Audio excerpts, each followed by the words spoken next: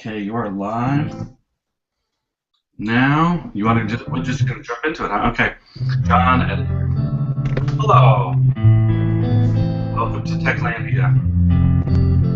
We're bringing you in soft today.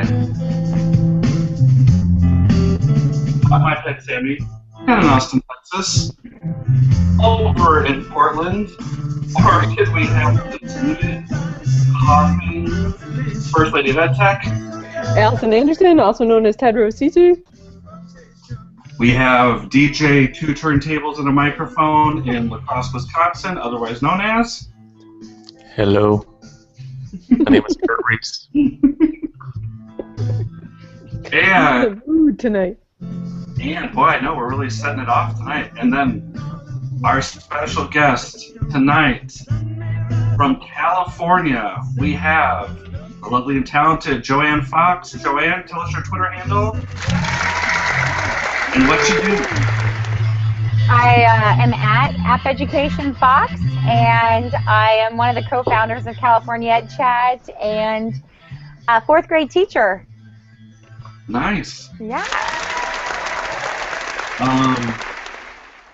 All right, so let's get right down to us. Yeah, so let's jump into the first question. Seriously, what's wrong with David Terrio? What is wrong with it? Exactly where I was going with that. Tell us about David Terrio. What is wrong with that guy? He's just rad. That's all. He's David Terrio. Rhymes with stereo. What more can you say? Good point. Ooh, that is a good one. Boy, he should tell that to people. Rhymes with stereo. He does. Does he? Did That's he make one of his lines. He does that, and then he says that I'm a big fan of Bad Brains and SoCal Punk. Oh, so yeah. you can respect my opinion. That's right. That is not at all how he talks. So yeah, we love David Terrio. Who else is in California Ed Chat with you? Give us, because that I think is one of the best Ed Chats on the planet right now. So It seriously is. It's very good. Oh, I'm super honored that you guys would say that. But I think what makes it really amazing is all the 10 of us who plan it together. Not one of us own it. It's totally a little community of us. And yeah, so we've got David Terrio. We've got Sam Patterson. You may know him, and his best friend Waka. Is Waka actually a moderator of California Ed Chat? No, and Okay, he Waka's hasn't like yet. an unofficial. He's like the third Beatle then, or something. Yeah, I think we should get him in, though. We've should. had various characters join our California Ed Chat. I think Waka may have tweeted before, but I know, it's amazing because he doesn't have any arms. yeah, it is. Well, sometimes isn't there a hand that sometimes goes like this? That is. That's the hit I like to smack Sam with, too. No, Waka has Google Glass. He doesn't need hands. He controls the interwebs with his eyeballs. Absolutely. Oh, that's funny. All right, so Sam, David, you, who else? We got Carl. Gotta love Carl. Carl Lindgren Omelet, yes. And who do we have? We got David. We got Ryan Archer. He's actually down here in Southern California with me. And the other Southern Californian would be Holly, formerly known as the EdTech Diva. Okay. But now just Holly Clark Edu. And, and we have... She changed it, huh? She did, yeah. I don't know the whole story, but I think she'd rather put the diva days behind her. Oh, okay. Moving forward. Okay, that's good. That's good. She probably with the whole the whole diva thing with J-Lo, she probably didn't want to be associated with that. Maybe not. Right. Yeah. I think that you California people work, from when I went to Q, you work really well together. Like, you seem to be like, I can believe that 10 of you would run the Ed Chat because you're such a good community of people and you seem to work together and support each other really well. We do, and I can't forget, we have to get all 10 out, otherwise someone will tell me that I left someone out. Okay, keep going. Okay, and we have John.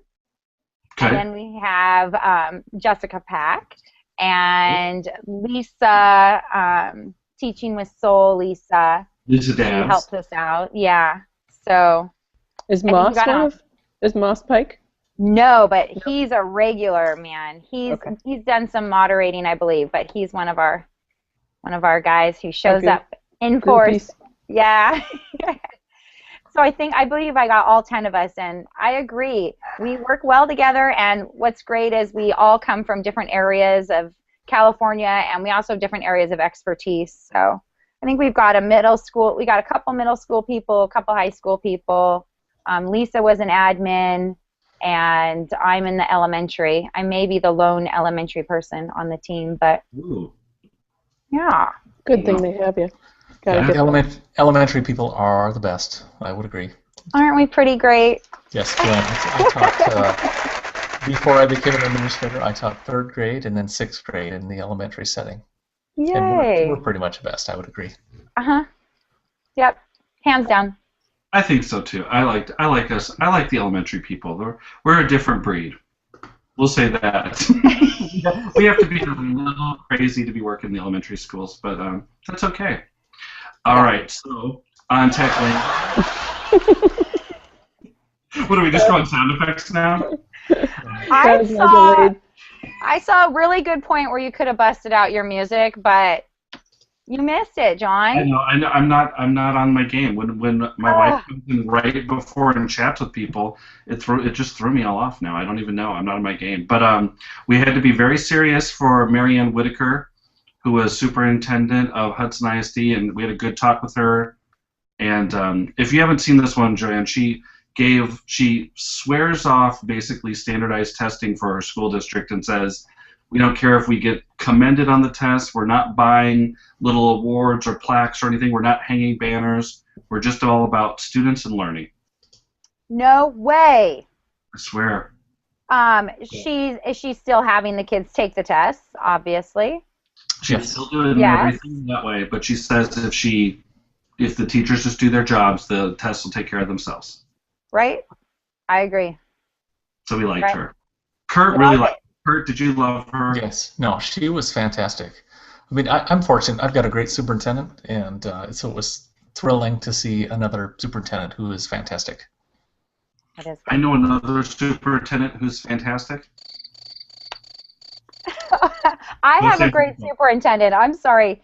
I think we're being led well here in Escondido, and I'm very, very sad she put in for retirement for next year. So we are on the hunt, and I hope that we don't have to look far because we have the perfect candidate right under our noses, right within our district. So let's hope that our district sees that. That's you. Oh, no. Oh. Superintendent Fox. Totally agree. Yep. That was awesome. Right. We didn't say his name, but Father Sanfilippo, that's what I like to call him. Joe Sanfilippo, go Crickets, All Creek School District. Superintendent extraordinary.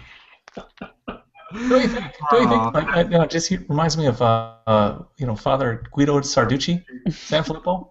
Seriously. I hope old people are listening to this so they get that reference from 1977. I know. I'm sure you know. Yeah, earlier today on some Voxer group I made reference to Matlock, and it was like, who? See, I get it because I'm older than you are. Oh, I know. I might as well be talking about Murder, She Wrote. So, okay. Enough dilly-dally. Let's go. Enough dilly-dally. Joanne, when I went to Q, all right, so here, can I ask you one that's just off the dock real quick? Sure. All right, so, because it's really, today it's all about me is what I'm saying. I want to know what I want to know. And so tell us a little bit about the notes that you were doing when I sat behind you at, gosh, what one was that? It was the iPhonography. Yeah, it was Nicole D'Alessio's. Yeah, Nicole D'Alessio. It was the Apple session, and then you made those great notes. So tell us a little bit about how you got started with like the visual note taking thing, because those were awesome. Well, see, I've always been a doodler. I've always had like all kinds of crazy things going on the margins of my papers, and then it never really connected with me. I've had this Paper 53 app on my iPad forever, and everyone's like, oh, Paper 53 is amazing, and I opened it up, and I'm like, well, there's a calligraphy pen. I don't really understand what's so amazing about it. And then I was at the iPad Teacher Summit in San Diego, put on by the EdTech Teacher group, and I went to Ken Shelton's session, and he did a little bit about what is visual note taking and really showed me all the tools in Paper 53, and I spent all my gift card money that I got for my iTunes account, and I purchased every in-app purchase with that app. And now I understand how amazing that app is. It is like having all of your artist tool sets in one place, and you don't have to carry, you know, pencils and markers and paintbrushes. It's all literally in one spot, and when whatever tool you need, you just whip it up really quick. I love that.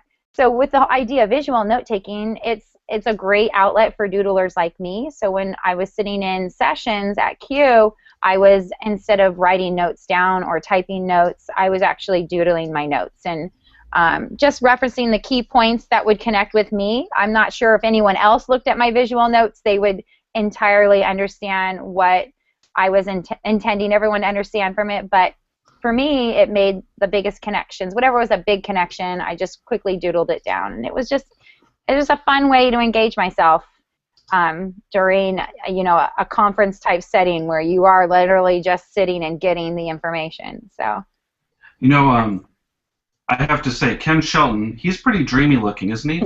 Yes, he is. you may see him on billboards all around.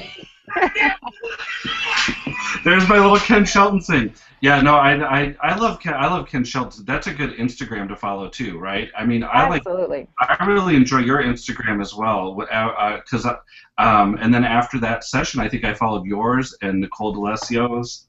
And what do you remember what hers is called? It's like Madracan. Okay, so I think it's pronounced Magre la Canela. Okay. Magrela Magre la Canela, Nela. It's great though. She does magic with her camera and her apps. I mean, she layers apps, like she app smashes with photography like nobody's business. Oh, And she gave me a couple great tips on apps that I just have been blown away with. But my favorite one, I can't remember the name of it now. I got to look on my phone. My favorite was Photo Wizard. That app is packed full of stuff. So. Ooh, cool. Photo Wizard. Photo Wizard. So many tools. It'll take you a while to master that app. Okay. Hey, Joanne Fox. Joanne, where do we find you on the Instagram? I am App Education Fox on Instagram as well. App Education Fox. All right. Yeah. There we go. You know who taught me Paper 53, how cool it is, and I actually showed it off today a little bit, was Felix Giacomino. He's a really good artist with the Paper 53 as well. And I couldn't believe the stuff he was making some cool stuff. We did a session together in like Tucson a while back, and he's like, all right, here, I'll just draw this up, and you make the slides or whatever, and they were awesome. You can really do a lot of cool stuff with Paper 53.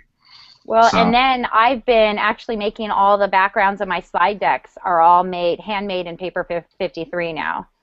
So cool. Great yeah. Who was it that I learned that from? Oh, I'm blanking on her name. She also was at the iPad Teacher Summit. I'll remember her name in like 10 minutes. But she was creating all her entire slide deck, and I loved how personalized her entire presentation was, because literally each slide was kind of screaming her personality from it, and I love that idea. So my presentation that I did at Q was actually all created in Paper 53. Nice. That's I love that app. Okay, so here, not that we keep talking, we used to talk about apps all the time, but here, let's talk about the first thing you want to talk about, and we have a friend, Greg Garner, who's Classroom_Tech, who's a huge fan of subtext. He loves subtext people. He goes and presents on. I remember one time he took off from Austin, gave a presentation in Orlando, Florida, and flew back in the same day just because he loves subtext so much. You remember that one, Allison? Yeah, that was a couple weeks ago, wasn't it?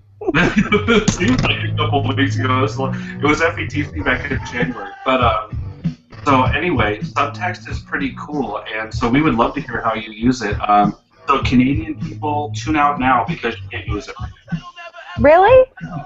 Right, because the whole Google thing, the whole Google private. Oh, what about through Edmodo? Because you can access it through Edmodo. It's an No, I've Ooh. confirmed this. I've confirmed this with Miss Victoria Olson. The subtext is, and Michelle Cordy too. So the subtext Okay. no works in the Canada, but that's okay. Just listen anyway. Maybe you'll get it someday and be as cool as us Americans. And it now has a web version, so I don't know if still that would be a problem. Okay, that's cool. Yeah. That's good to know.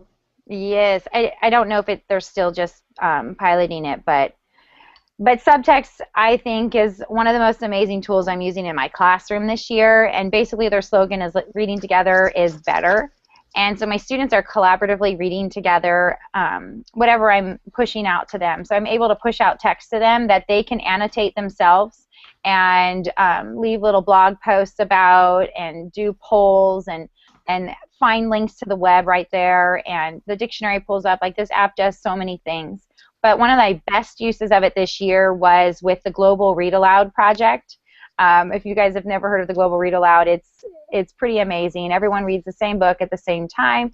And my class was reading Out of My Mind last year, and we were connecting.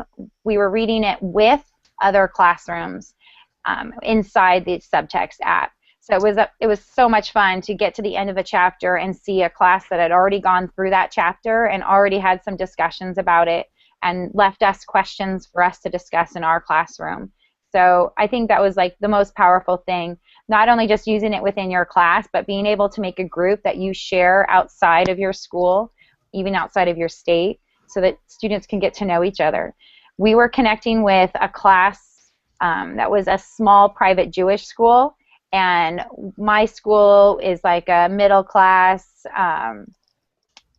suburban school in San Diego, public school. So it was really neat to have discussions with a group of people that were very different from us, and especially about the book Out of My Mind, which if you haven't read Out of My Mind, you got to read it. It's really, truly a life-changing book, and it's a great read aloud if you are an upper elementary teacher or even middle school teacher. So subtext, love it. I have not read that one, but I am kind of out of my mind, and but I feel bad because I taught math and science for the last like 4 years. So I used to have all the the Lit Circle books. I had everything, and then just we're not now. So they're just kind of sitting in my garage, just collecting dust. No. Yeah. And I have a couple connections to what Joanne just shared. Global Read Aloud project. You know who started that? Yes. Yes. Yes. Wait. I do. Mr. Methodology. No. No. Oh. The Okay. ultimately fantastic Pernil Rip Woohoo. from right here in Wisconsin. And Yes. also my first teaching job at a small private Jewish school, Solomon Schechter Day School, Albuquerque, New Mexico. You people rock. Thank you for giving me a chance. Yay. That's who started it all, man. I blame them, yes, absolutely. All right, we will blame New Mexico, but we love you, Kurt. And Wisconsin is very thankful that New Mexico gave you that chance. Well, thank you, John. Kurt, I feel like we've got a lag going tonight. Do we have a lag or something? It's like you're like, oh, okay. Oh. Anyway, so that's good. All right, so now going along with the That's the first time I've used a sound effect in like months. So I just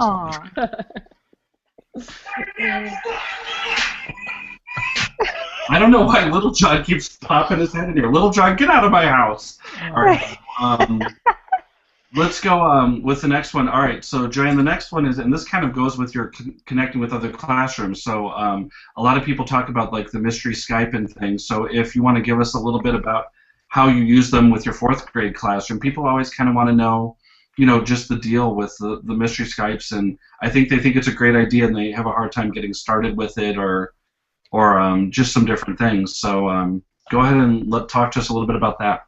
Yeah, so that's my other favorite thing that I do with my students. It's community building within my own classroom, and it's also opening up the door so that my students can see what the world is like beyond our walls, beyond our city, even beyond our state. And it's pretty eye-opening for a lot of them. We've had a lot of experiences together where we just laugh because, yeah, Like, we think in December when it's 60 degrees, it's freezing outside. And the other class apparently in New York thought that that was rather funny. And they brought in a handful of snow to show us what cold really meant. And so, you know, building those kind of memories with my students are absolutely priceless. But basically, in a nutshell, the whole mystery location call or mystery hangout or mystery Skype, whatever you want to call it, the whole idea is that you're connecting with another classroom and you're trying to discover where in the world they are located by asking yes or no questions. So basically, you have your students collaborating together. They're creating questions. They're using major critical thinking skills, the process of elimination, and they're also learning a little bit of geography and a little bit about the world around them through the process. But I think what people struggle with the most with this process is actually finding that initial connection. And who out there, you know, is it going to be a safe call for my students? What could go wrong? I've never done video conferencing before, so I don't even know what to expect. So those are some of the things that I think people struggle with. We've created a Google Plus community, and I put a link on the document to the mystery location call community so that you can post your name up there as a person who wants to connect with others, and people respond pretty quickly. It's a pretty active board, so if you post up there, you'd like to make a connection, you can kind of say what grade levels you want to connect with.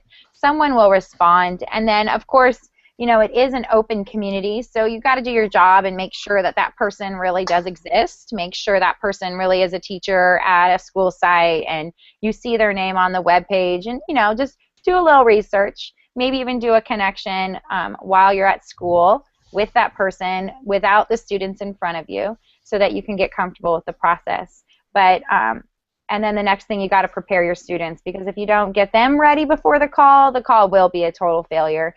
They won't know what to do.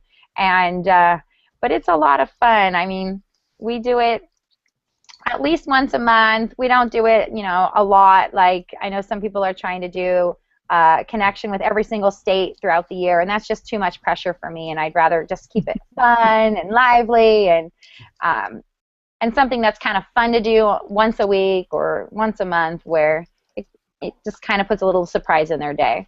But I have lots of funny stories, lots and lots of fun. I have a serious question for you. Yeah. You probably know this, but where in the world is Carmen Sandiego? You know, have you figured it out? I have no idea. None. Darn it. Wasn't that the best game? Ugh. That was the game I got to play when I got to visit the computer lab once a year when I was in elementary school. And you remember they had the TV show for that too? Yeah. The TV game show? Oh, it was good. You could pick, yeah, but I still think Oregon Trail was even better. That is, yeah. And, you know, the Carmen Sandiego computer game was a lot of fun. It was all we had. So. And it was on that floppy disk that you put in your. What was the name of the software company? Frank. Oh shoot, I can't remember. Who put out the Carmen Sandiego software? Oh, I don't know. There's like Broderbund that put out. That's what I was gonna say. Oh, it could have been Broderbund, yeah. I think it was that. And then they did Print Shop too. That was my other favorite.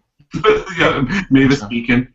We were joking at Ed Camp Houston that they were saying something about like their digital footprint or whatever, and then I looked over at one of my friends. I'm like, too bad our digital footprint and all our backup is on like 3.5-inch floppy disks, and we can't even, you know, decode them anymore. That's how we are. I don't have to worry about that digital footprint. Yeah. So, which do you prefer? Do you prefer to use Skype, or do you prefer to use Google Hangout when you do your mystery sessions? That's an interesting. I'm a mystery hangout. Google Hangout kind of person. I like that if we're experiencing some difficulties, we can just pull up the comment window along the side and have discussions there. I prefer it. I like being able. I'm more at ease with the tools. I can mute easily, and I don't know. I prefer it. Also, I like being able to set up invitations. That way I don't forget that I've set up a connection. Right. I love the email reminders and all of that. So, Yeah, that's not a bad thing. I saw that Skype is putting together that you can do multiple people calls now as well, though. Oh, I saw good. so Skype must be trying to, you know, I mean, I know a lot of people still use Skype, and I do too occasionally, but Hmm. boy, if you can get people like when we were trying to get, I don't think Kurt and Allison saw this, but when I was trying to get Marianne Whitaker like set up on our Google Hangout for the first time, I said, "Okay, you've got it set up now." I'm like, "You've got it for you've got it now. You can do it. Add people to your circles, and it's pretty simple and straightforward once you download all the stuff." And we Yeah. tried to get her off Internet Explorer too, so hopefully she stayed on Chrome. I gave her like 5 reasons why not to be on Internet Explorer, so I was like, "Please don't." Don't do it anymore. Just try this. Right. So anyway, I thought that was kind of funny. No, and it's real simple to do. If you create an event or just an event in your Google Calendar, one of the standard options, if you look closely, it says video call. You can add video call, and you can just put in someone's Gmail address, and it will add them to do a video call with you. That's not like a separate app. It's right there. It's right there. And then that's where you make all your connections. So everyone just goes to the invitation and you're in the call. No one's looking for the link or wondering, where are you? Right. Right. Um, that I mean, it's pretty interesting. I love. If we didn't have Google Hangouts, there would be no Techlandia. So maybe to the two people that Is are that a watching, good thing? they're like, please, more Google Hangouts, kill the Google Hangouts, make these people stop. Yeah, so that's interesting. Okay, so now, are you talking? Would you like to move over to your Twitter people to follow, or would you like to talk about your third thing? We'll leave it up. You can call it today, Joanne. You call it. Oh. Well, what was my third thing? I got to look at the doc. You're Jen Wagner. You're going to give a shout out to Jen Wagner and talk I about. was. Yeah, I think I need to. Okay, go ahead. I don't know if you guys know projectsbyjen.com. Jen Wagner, she does collaborative projects, and she organizes everything for you. And she just kind of goes, here you go, collaborate with these people. And that's really nice, and it's a great way for people who don't feel really comfortable with technology and setting all of this up. It's a great place for them to go to make these global connections. But right now I'm in the middle of the Picture It project, and we are having a blast watching mail. You remember that stuff? Like it's about this size. It's an envelope. It has a stamp on it. I remember We've been Newman to deliver it on Seinfeld. That's about all I remember. Right. We get it in my box every day now because we're making these connections. It's so much fun. But basically, the Picture It project is a collaborative art piece that we're creating. And my class created one section out of 24 pieces that create the final art piece. And the rest of my group is creating all the other sections. So each time we get an envelope in the mail, we know we're getting a new piece to our mural that we have hanging in our classroom. And we're learning about other places, and we're making a map engine light map documenting all the people we're connecting with, and it's a lot of fun. That's cool. Does Jen do all that stuff herself? Does she tries to get all that stuff organized then? She does. And the Picture It project is a pretty big project. I know the holiday card exchange was huge. Mm-hmm. I mean, she had hundreds of teachers she was organizing for that project, and that was another fun project.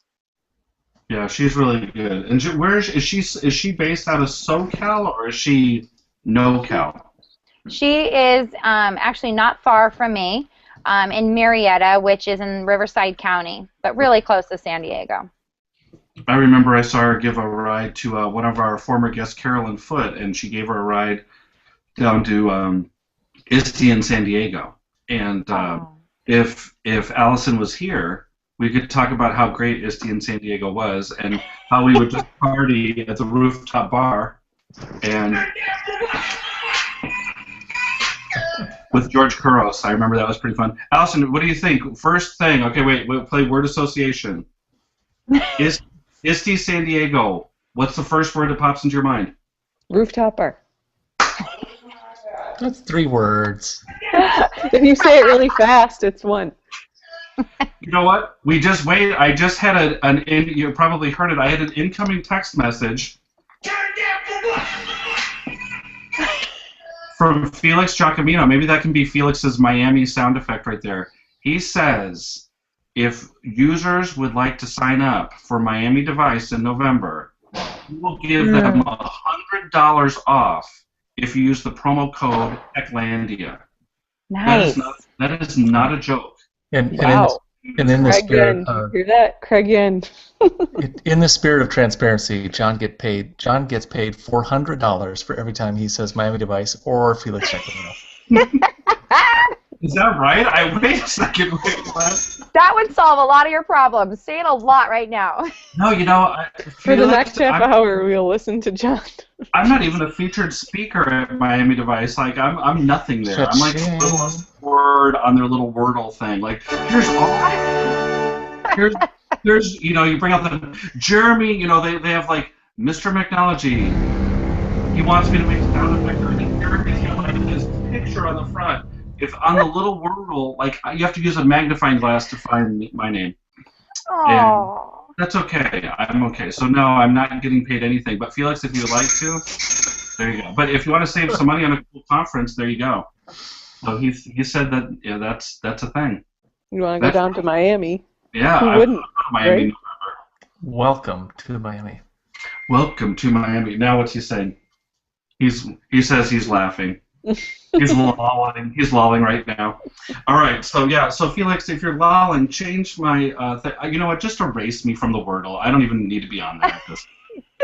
It's something. Did you just Okay. say So Wordle? yeah. Wordle? Have you heard it? It's this innovative tech tool. Nobody's going to Miami Device with a Wordle. Come on, get something. We want a better graphic, okay? And you give me grief about talking about Allen Iverson saying practice. Practice. That's like Wordle? We talk about Wordle? We're talking about Wordle. Wordle. Wordle's awesome. .net. Yeah, not Wordle.com. Exactly. Wordle.com sucks. Wordle.net. Awesome. Especially if you use it with Internet Explorer too. Yeah. And Okay. we went from 5 listeners to 0. Sorry, listeners. Sorry, Felix. We just killed that one. Nobody. All right. So let's go ahead and go to your Twitter users to follow. And one of them, I think you've already mentioned, the first person. I did. Go Jessica ahead. Packwoman 208. She's amazing. We divvied up California Ed Chat this year, so we kind of have a schedule. And I get to moderate all year long with Jessica, and she's pretty amazing. She's also one of our California Teacher of the Years, one of our 5 representatives for California. She does amazing things with her middle school students. She's a language arts teacher, and she does a lot of innovative things with video making and connecting it to literature and writing and all that. So she's pretty amazing. I highly recommend it. She has a great blog as well, which is linked off of her Twitter profile. Okay, good. And we'll put all these links that you're mentioning. We've actually moved over now in the sake of time, and we're moving over just putting them on Listleys right now. So if people are looking for our Learnist boards, which we've been making pretty decent, they've just gotten too hard for me to create. So I'm just going Listly, straight Listly now. That's pure, that's plain and simple as it gets. So we'll put her on. We'll put her blog on there too. Was she at the Q conference? Yeah, she was. Yeah, she had a 3-hour workshop, I think, on video editing with students, and she presented several times. Yeah.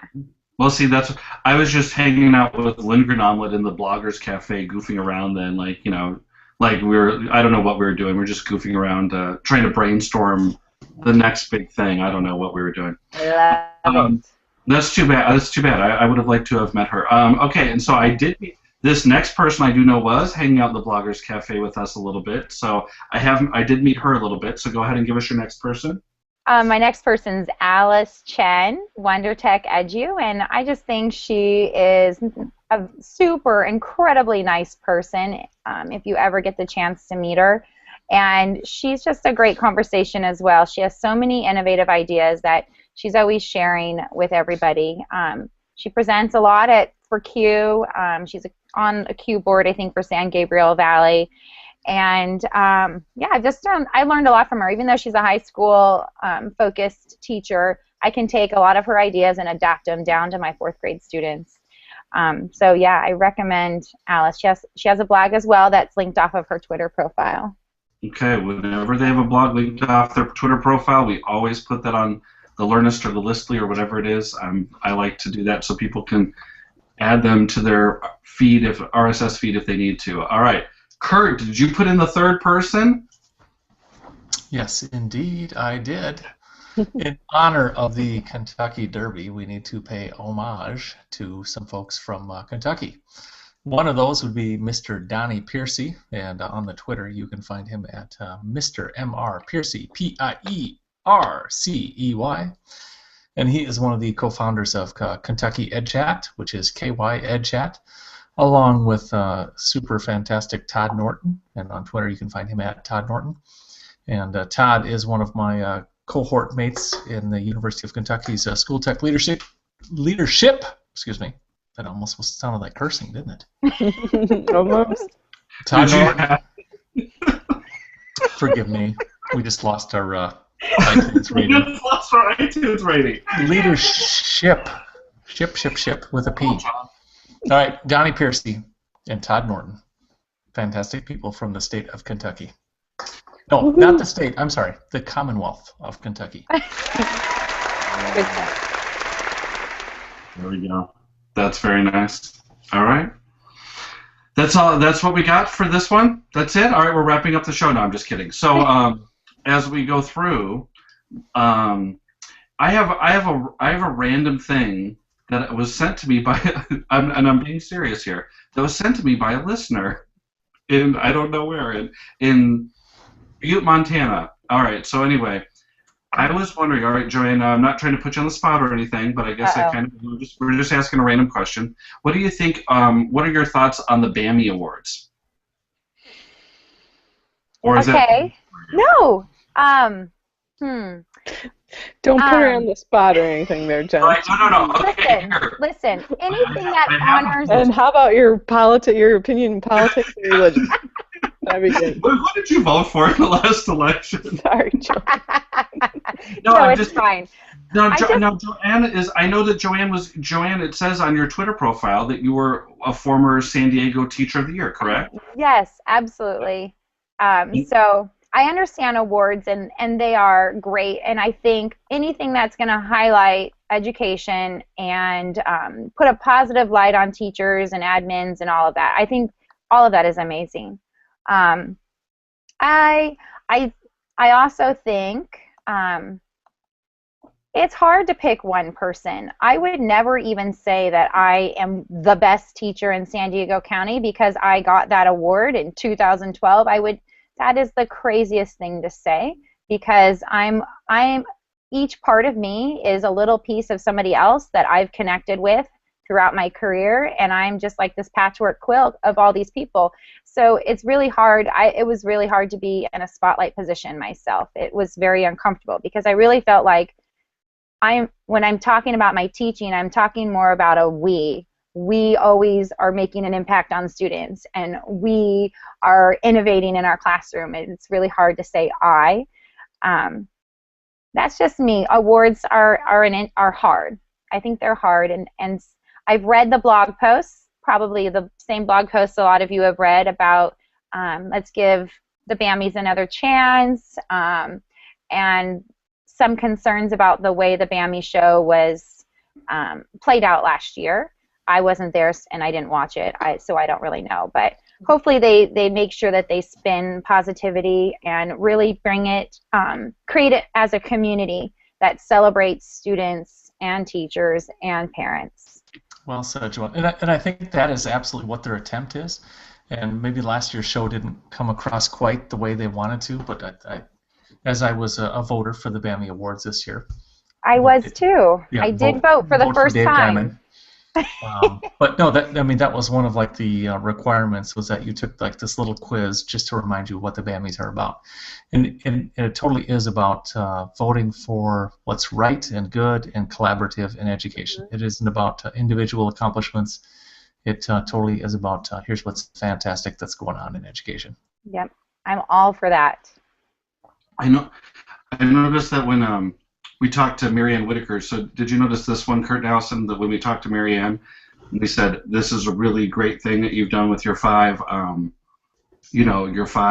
goals for your district, that she totally didn't take any credit for it whatsoever. Mhm. Did you notice that? She's like, no, this was the result of years of work and collaboration and things like that, and that just kind of showed me what kind of a person she was. Mhm. I thought that was nice. Okay, so now that was very well spoken. Okay, so I have been asked to read a post from an anonymous person who was scared to post this about the Bammies, but I said that I would read this for them, and I don't think it's really that bad personally, but this is the post that I got, and so I'm going to read it now. So pretend like I'm a blog and just put me, and you just highlighted lead text for Siri. Okay.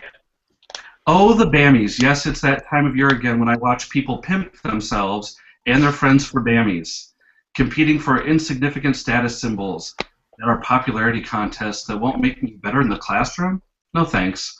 I don't say that because I wasn't nominated. I have friends that were nominated who I won't vote for, not because they're bad people, they're spectacular, talented educators, rather because why vote? How is my vote making them better in their classroom? It isn't. I also have a friend, someone who I respect immensely, who was nominated for a Bammy, and in an act of courage or defiance that I have nothing but the most respect for, this person spoke with the Bammy powers that be and had their name removed from the voting list. Props. As they said when they explained their decision, how is competing for this making me a better teacher? Why does it need to be about winning and losing? Excuse me. Amen. Good luck with your campaigns, folks. I won't be voting or tweeting about the Bammies. And so then when I thought I got this post, I just thought, right, I mean, everybody kind of gets in an uproar about it, but really, you could just ignore it. Mhm. Totally. If you do it right. I mean, you don't have to really be negative about it. You could just be like, yeah, that's okay, that's just not my thing. Mhm. And then it's done. And I think that's probably what people should do. It's either you're like Kurt and you go and vote. Allison and I nominated Kurt last year, didn't we, Allison? For Bammy? We sure did. I voted for him too. But I absolutely think it's a mistake not to take an opportunity to highlight the positive that's going on in education, because I think that's what has gotten us in trouble the past 4 or 5 years.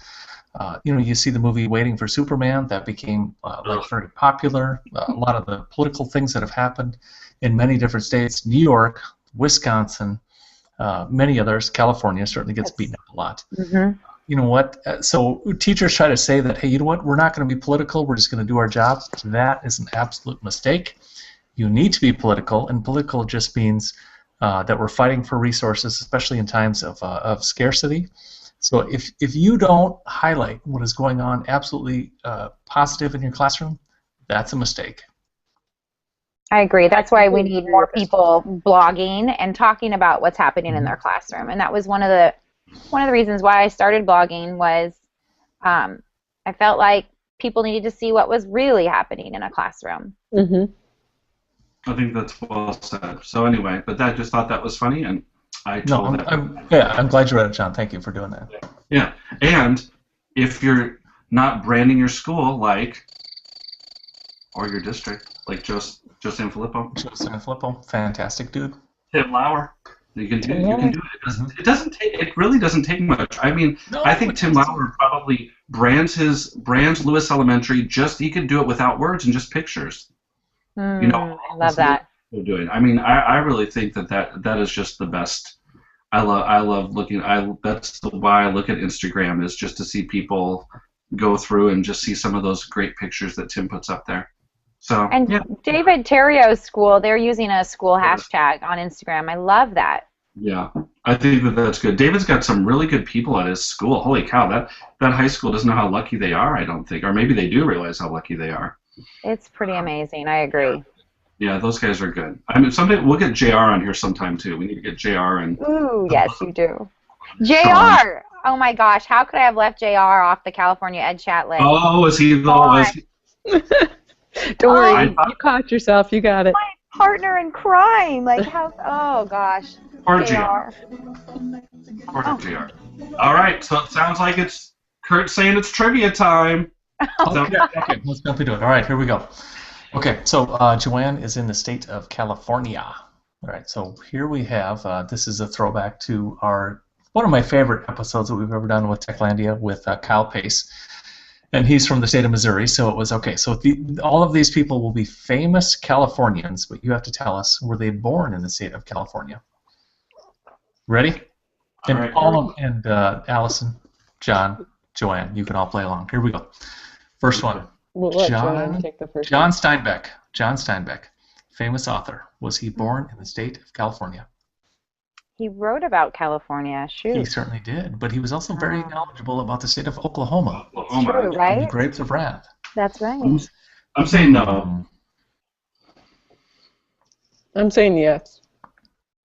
And I'm going to say Maybe. yes. Okay, survey Yeah, says yes. He was born. Many of the stories that he wrote were in Salinas, California. And, Salinas. I'm sorry. He was born in Salinas. Kurt Reese was not born in California. No, I was not. Okay, here we go. Next one. Terrell Davis, Denver Bronco extraordinaire. Yes. He went to Lincoln High School in San Diego, which was the same high school that Marcus Allen went to. He went to Long Beach State, but then he moved to the University of Georgia. Was he born in California? Oh, that's right. I know he's from San Diego. Yes. Why not? Yeah. No. What John said. Oh, I'll just Alley say no. Pat is correct. No, he was actually born in the state of Missouri. Ooh. Or as we like to call it, misery. If you live there, which I have, so. All right, and you know who else is in Missouri who I have to give a shout out to, and that is the fantastic Melinda Miller, who is a principal in Springfield. She's awesome. All right, here we go. Leonardo DiCaprio. No. He's Hollywood famous. No. Yes, he is. New York. I don't feel like he's a Californian. No. I don't. No. All right, Allison, what say you? I'm just going to disagree. I'll say yes. Yes, he was. He was born in Los Angeles. You guys are making this too easy. Yeah, his mother was born in Germany, and he was named Leonardo. Well, his dad is Italian. He was named Leonardo because his mom was looking at a Da Vinci painting in Italy when she was pregnant, and that was when she first felt Leonardo give a little kick. Wow. Oh, that's a neat reason to name him.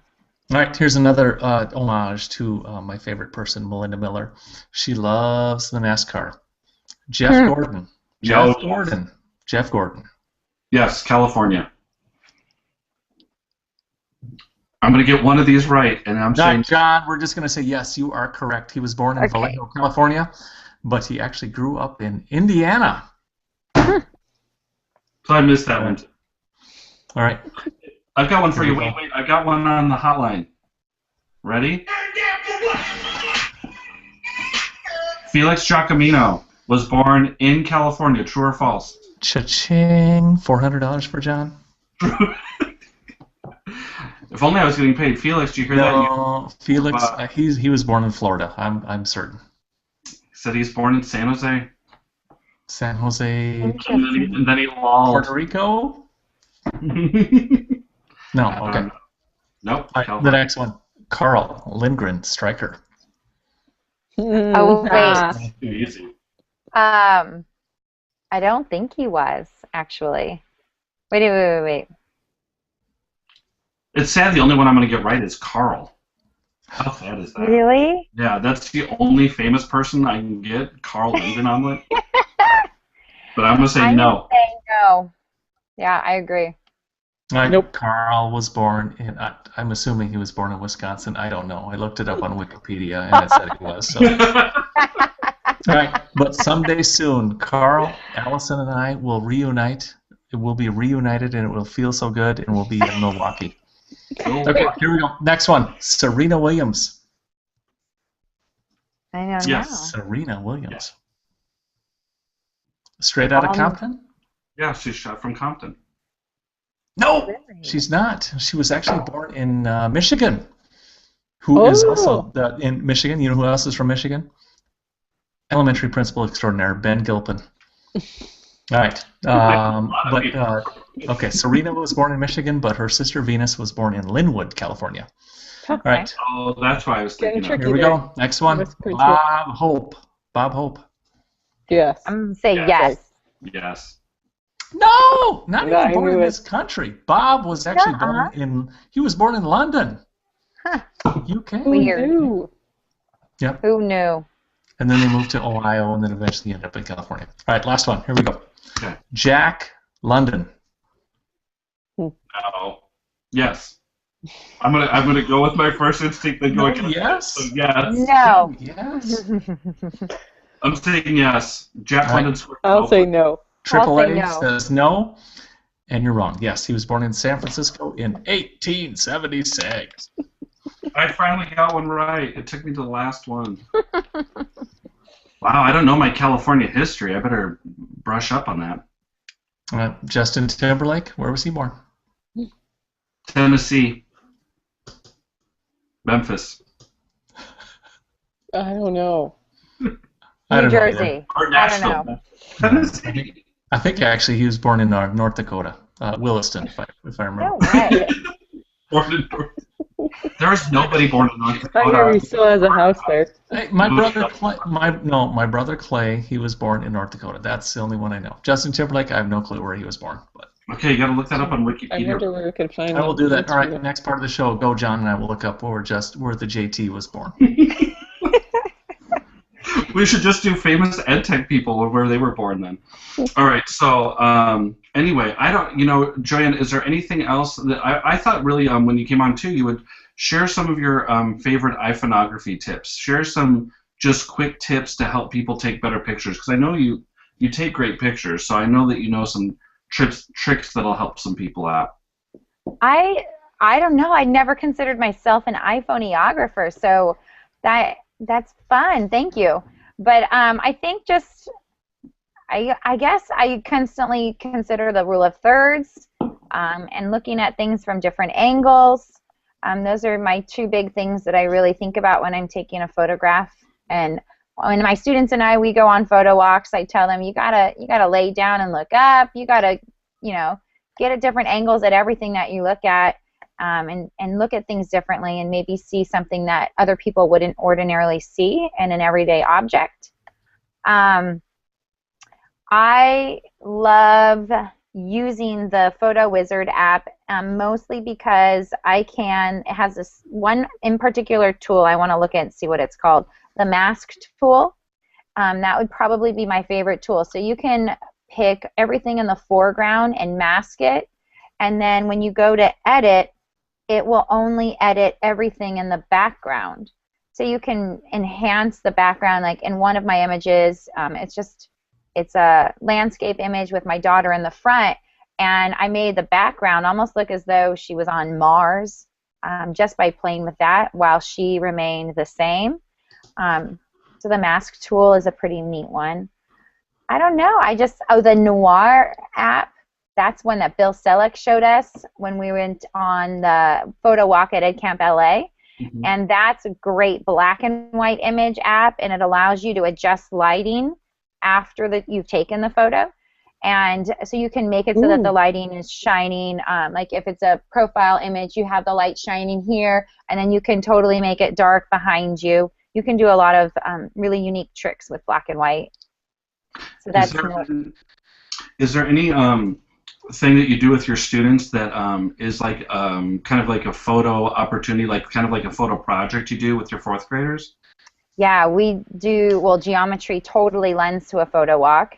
And so we're actually in the middle of the geometry unit. So when we were learning about parallel lines and perpendicular lines, we just went out, we grabbed our iPads, and we walked around the school, and we found evidence around the school of geometry. We were looking for parallel and perpendicular, and then we were looking for acute and obtuse angles and right angles. And I mean, that's like the most simple way to get kids out and thinking about their iPad differently as more of a creation tool than a consumption tool. And you often forget the simplest tool of all with your iPad is the camera.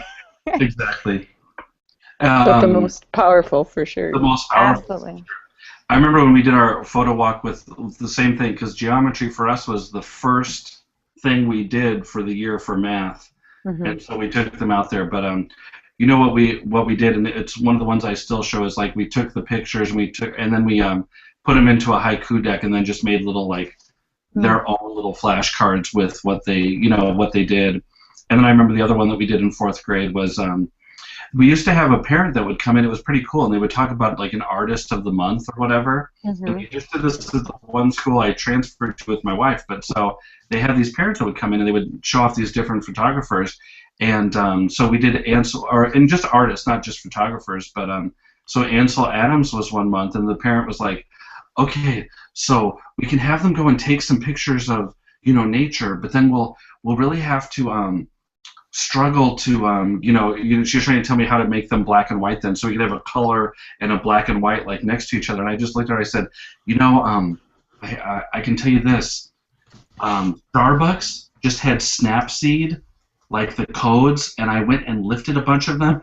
So I'm like, we have Snapseed, so we can make them black and white a lot easier. And she couldn't believe that we could now like just take the color photos and then right before her eyes make them black and white, and then we could like, that's awesome. or whatever. It blew her mind, and I was like, yeah, no. I'm like, that's okay. I'm like, if they give away these codes at Starbucks, I can get some apps.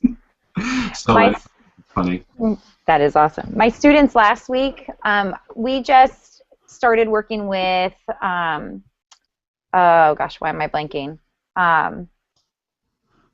What were we using? Pages. I'm like, the most simple app. We were using Pages, and we had just finished publishing I Am poems, and they had written them in their Google Docs, and so we took an image of them, and we used the rule of thirds, and we positioned their body to the left side of the photograph, and we took the picture on one of our blank walls. So the right side is all white because we turned the image black and white, and then we published our poem right on top of the image. And it is such a stunning display for their I Am poem. I'm blown away with them. So we were so inspired by it. Next week we're going to be doing Mother's Day poems the same way. We're not going to be writing I Am poems. We're going to be writing a different type of poetry. My friend showed me it's like a character poem. Normally you would do it with a character in the book, but we're going to write it about our mom. And we're going to kind of publish it the same way and give those away as Mother's Day gifts. But to add the boom to this project is they're going to orally read their poem and record it, and then we're going to attach a little QR code of their voice at that moment in their life. Good idea. Yeah. That's a great idea. That'll make every mom cry. It will. It isn't that the goal? Isn't that the goal, Right, Mother's right. Oh, I just have to store those voice recordings for the rest of their lives. That's the only right. problem. Oh, yeah. That's a lot of responsibility, Joanne. I know. That was one of the things we did early on, too, like at the end of the year, and I was like, I would look around and, I'd be pretty much one of the only male elementary teachers at the school, and then I'm like, what are you guys doing? They're like, yeah, Mother's Day. And I'm like, oh, Mother's Day. And it was like Friday before Mother's Day. And I just sat there and I just took a picture, I snap-seeded it up, and then I just put it into a little voice thread, and I said, okay, tell us what you admire most about your mother or something. And then they just put it on a little voice thread. I did it I switched whole classes with a teacher across the hall. Did it for both classes, emailed it out before the day ended, and I got so many people that just said, oh, thank you so much. And I was like, that was low fuss right there. I love it. I just like, it was like a diving catch, right at the end by Terrell Davis. So, anyway, there's so much stuff you can do, though. Right, I think the voice, people always forget the voice, and even just taking the simple pictures and then just narrating over it in iMovie, now that iMovie and Pages, all those things are free. Exactly. You can really do some damage with those. Those are some good apps. So, iMovie is free? Now it is. The whole suite is free on the new iPad. Oh, on the new gosh, Yeah. I'm out of it. Yeah. I feel very out of it lately. That's okay, Allison. It's all right. We're only human, That's all. It's all. But don't worry. Maybe next year we'll nominate you for a BAMI award, and it'll all be good. Well, Joanne, thanks for coming on. We really appreciate having you on here. I do want to say, I really. Is there any way that all those little notes that you took? So how many? I want to know. Do you keep them anywhere? Are they on your blog when you go to conferences and take the notes? Yeah. Well, Q was the first time I did it, and I put them on my blog. My blog is appeducation.com, And it's on the blog post about Q14. It was just my reflection. But yeah, I regularly, well, I try to regularly blog. Let me fix that statement.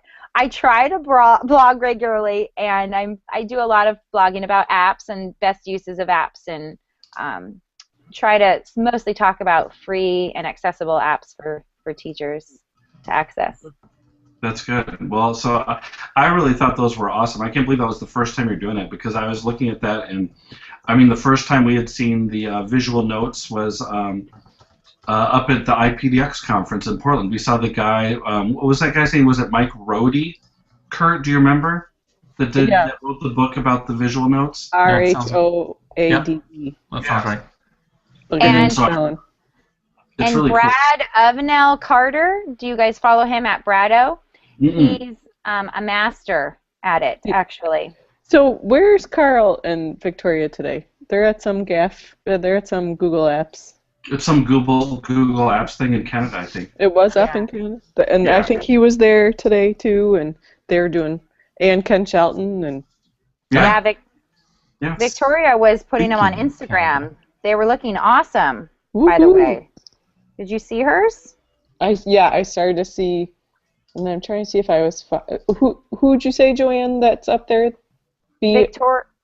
Victoria sat in on Ken Shelton's presentation today, and so she started. She